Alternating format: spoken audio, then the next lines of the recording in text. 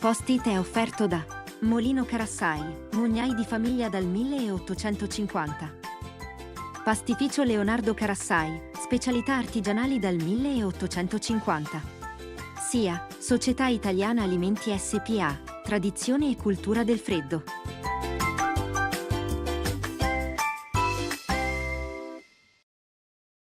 Bentornati e bentrovati a Post-it, il nostro viaggio nella diversità che è normalità, bellezza e musica. Oggi andremo a Senigallia a trovare nel suo studio il dottor Renzo Canafoglia, musicoterapeuta. Con lui faremo un viaggio nella musica che fa bene, specialmente se utilizzata all'interno di una relazione tagliata su misura con persone, i suoi pazienti di tutte le età. Andiamo, venite con me. Buona visione!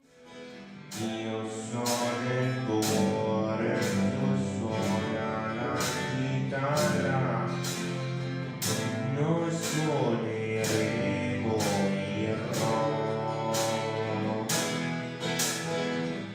Tu non lo sai,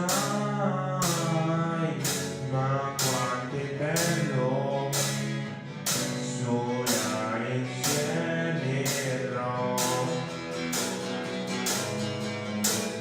Siamo qui con Renzo Canafoglia, musicista, autore e musicoterapeuta. Insieme a lui ci delizieremo anche con la musica che fa bene, ascoltando le esecuzioni di Alessandro e Francesco.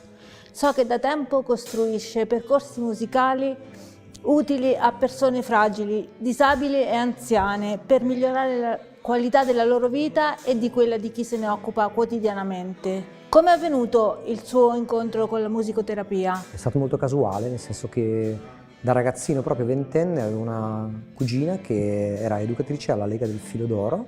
In uno dei suoi lunghi turni domenicali mi è capitato di andarla a trovare e mi ha fatto vedere un pochino quelle che erano le stanze in cui lei lavorava e mi ha fatto vedere anche la stanza di musicoterapia. Quindi ho incontrato la musicoterapia per la prima volta a 20 anni, poi però è rimasta lì, non è che ci siamo frequentati, ci siamo solo incontrati a 20 anni. Cosa l'ha spinta invece a farne un lavoro poi? Io ho fatto sempre un altro lavoro che affiancavo l'attività di musicista, ma ad un certo punto mi sono reso conto che avevo un'esigenza interna che era quella di fare qualche cosa che avesse un valore etico e che non fosse soltanto il sacrosanto diritto, insomma, di guadagnarsi da vivere, ma che potesse fare qualcosa di utile anche agli altri. Per cui mi sono a quel punto informato veramente su quelli che fossero i percorsi per diventare musicoterapeuta e poi ho iniziato gli studi per iniziare lentamente la professione e poi ecco, insomma, ci siamo ritrovati qui.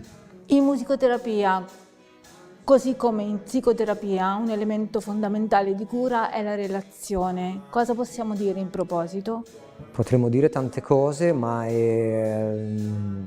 è l'elemento imprescindibile quella di una relazione significativa, cioè vuol dire che il ragazzo, il bambino, l'utente si deve sentire nel contesto, durante gli incontri di musicoterapia, accolto e non giudicato. E un po' così come tutti noi quando ci affidiamo ad un'altra persona, come diceva giustamente anche in un percorso di psicoterapia, nel momento in cui ci sentiamo accolti, ci affidiamo e riusciamo anche a sperimentarci in nuove attività, a vedere se riusciamo a sviluppare nuove competenze o addirittura ad acquisire delle nuove abilità. Quindi la relazione è la base di tutto quanto. Come riesce a cucirla addosso, a personalizzarla? Attraverso l'osservazione minuziosa durante i primi incontri valutativi, quando possibile il confronto con altri terapisti della relazione d'aiuto. Io lavoro solamente con la disabilità e la fragilità inteso come persone anziane. I ragazzi con cui lavoro fanno già altri tipi di percorsi, quindi logopedia, psicomotricità o nel caso di autismo anche tecniche ABA. E quindi io mi confronto con gli altri professionisti che li seguono e insieme ai genitori o ai caregivers vediamo quelli che sono gli obiettivi che io reputo raggiungibili, poi vediamo se è il caso di iniziare il percorso. L'importanza del coinvolgimento del corpo nella musicoterapia. Ecco, questa è una domanda interessante perché il corpo può avere due accezioni, cioè il corpo come punto di partenza, come una cassa di risonanza. Se noi ci pensiamo, il nostro corpo, anche adesso che sto parlando, la mia voce risuona nel mio corpo. Oppure se io mi batto la mano sul petto, adesso non lo faccio perché altrimenti vi distruggo il microfono, però il corpo è una cassa di risonanza e questo è un po' il punto di partenza. Il punto d'arrivo potrebbe essere il corpo che giova degli effetti di un percorso musicoterapico, ad esempio la distensione, il rilassamento muscolare attraverso delle tecniche che si chiamano massaggio sonoro o bagno sonoro, che adesso non stiamo a spiegare perché andremo troppo sul tecnico, però ecco, il corpo è sicuramente punto di partenza e anche punto di arrivo di alcuni percorsi, di alcune esperienze, una tantum, ecco, che si possono fare.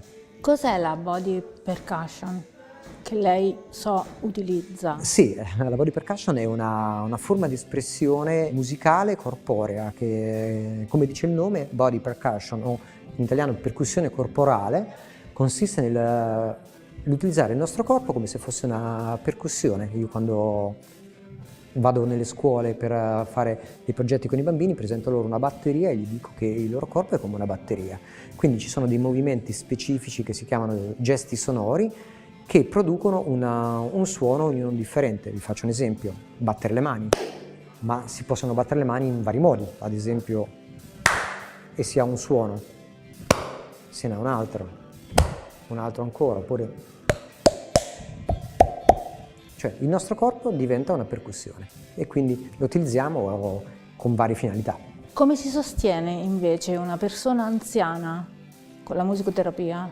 Le persone anziane con le quali io lavoro stanno all'interno di case di riposo o di RSA, quindi si trovano in delle condizioni che non sono più quelle a cui erano abituate e quindi spesso si trovano anche in un contesto di solitudine. Una delle cose che mi piace fare con loro è cercare di parlarci prima e durante e dopo l'ora di musicoterapia, però fondamentalmente canto con e per loro e poi faccio delle altre attività per il mantenimento, perché nelle persone anziane si cerca di mantenere quello che già c'è, il mantenimento delle funzioni, che ne so, della memoria, quelle che si chiamano funzioni cognitive, della memoria, dell'attenzione, per riuscire a muoversi un pochino nello spazio, sempre rimanendo, per non andare insomma troppo sullo specifico. A volte utilizzo dei legnetti che loro suonano quando io, una delle consegne che posso dare loro è: ok, adesso suonate quando io appoggio i piedi per terra, quindi aumento la velocità del passo e poi mi fermo di colpo, poi mi giro.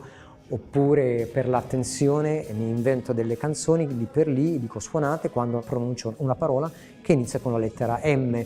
E allora lì c'è l'attenzione sostenuta e anche divisa, ecco. E per quanto riguarda specificatamente ragazzi con il disturbo dello spettro autistico, la body percussion ha effetti su tensione, comportamenti problema e stereotipie, effetti distensivi intendo? Posso dire certamente che ha effetti distensivi, anche perché se il ragazzo è immerso in un compito in cui deve fare un movimento specifico, perché poi quello che è il gesto sonoro, cioè il movimento che deve essere fatto in una maniera corretta, seguendo un corretto schema motorio per produrre un determinato suono, richiede una certa concentrazione. Se il ragazzo è immerso in questo compito, diciamo in brackets, si dimentica un po' delle proprie stereotipie e si trova più rilassato, più disteso e poi nel riuscire nel compito accresce la propria autostima.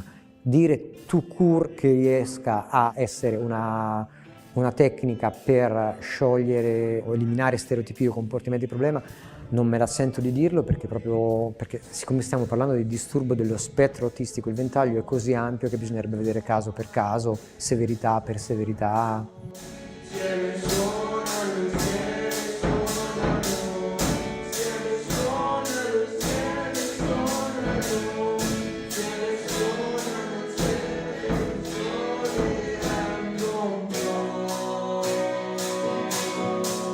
Come ha preparato le esecuzioni di Alessandro e Francesco? Ci siamo conosciuti prima, abbiamo instaurato questa relazione di cui abbiamo parlato all'inizio, importante, significativa, per cui specialmente Francesco ci ha messo un pochino di più a fidarsi di me. All'inizio, quando gli facevo, Francesco ha un grandissimo orecchio musicale e quando mi chiedeva di suonare delle canzoni io gli facevo delle posizioni diverse rispetto agli accordi che lui richiedeva. Spesso mi spostava la mano. Adesso non lo fa più perché si fida di me e sa che se lui mi chiede un do, gli faccio un do in qualunque posizione sulla chitarra io lo prendo.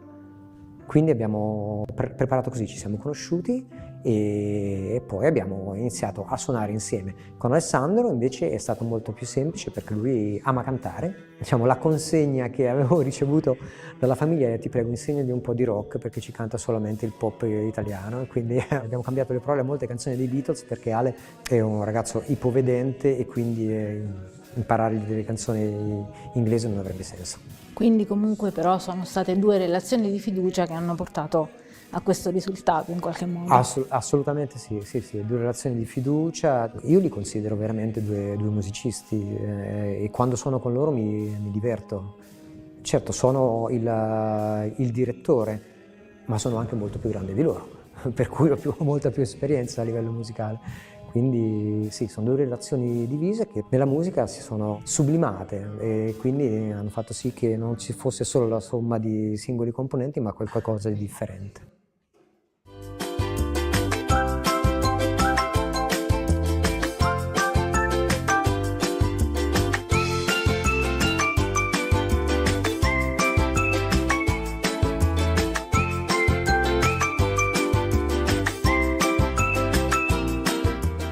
Post-it è stato offerto da Molino Carassai, mugnai di famiglia dal 1850. Pastificio Leonardo Carassai, specialità artigianali dal 1850. SIA, Società Italiana Alimenti SpA, tradizione e cultura del freddo.